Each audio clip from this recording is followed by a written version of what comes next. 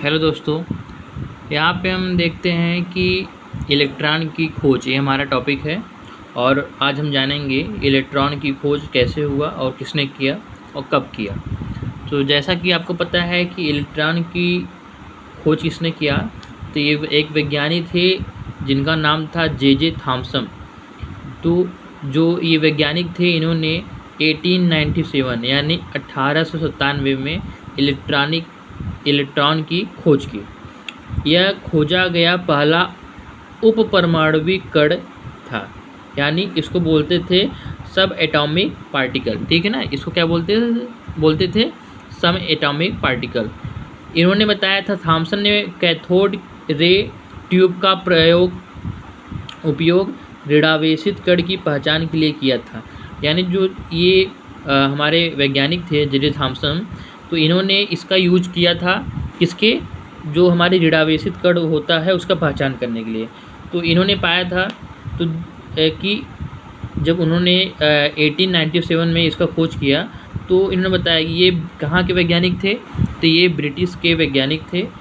उन्हें 1906 में भौतिकी का नोबेल पुरस्कार मिला। ठीक है, और उन्होंने 35 वर्षों तक कैवेंडिश लैब और कैम्ब्रिज का नेतृत्व किया है। उनके 7 शिष्यों को भी नोबेल पुरस्कार मिला है। ठीक है ना, तो इसमें बताया गया है कि जो नोबेल था ये जे थॉमसन साहब थे, इनके 7 शिष्य भी थे जिनको ये यहाँ पे नोबेल पुरस्कार मिला है।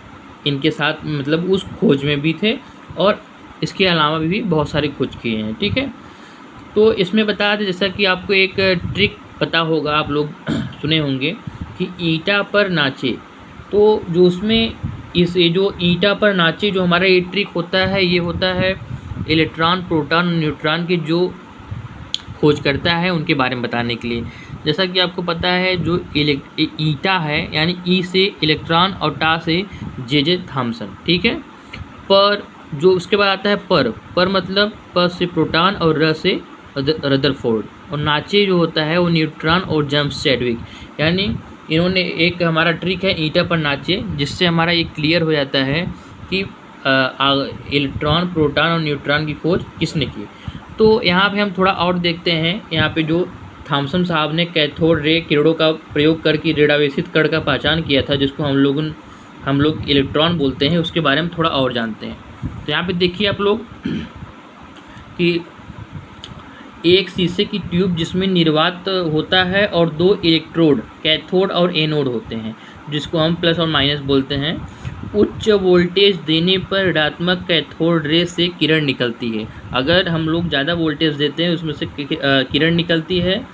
तो फ्लोरोसेंट स्क्रीन पर किरणों की टक्कर से प्रकाश दिखा और विद्युत और चुंबकीय क्षेत्र से किरणों को मोड़ा गया, जैसा कि यहाँ पे ये फिगर के माध्यम से बताया गया है। ठीक है ना, तो यहाँ पे किरणें कैथोड, यहाँ पे देखेंगे आप, हमारा ये फिगर के माध्यम से यहाँ पे बताया गया है कि जो किरणें कैथोड से एनोड की ओर चलती है वो ऋणावेशित कण होता है, जिसको हम लोग इलेक्ट्रॉन बोलते हैं। और इसके बारे में यहाँ पे बहुत कुछ बताया गया है कि जो इलेक्ट्रॉन होता है वो ऋणावेशित होता है।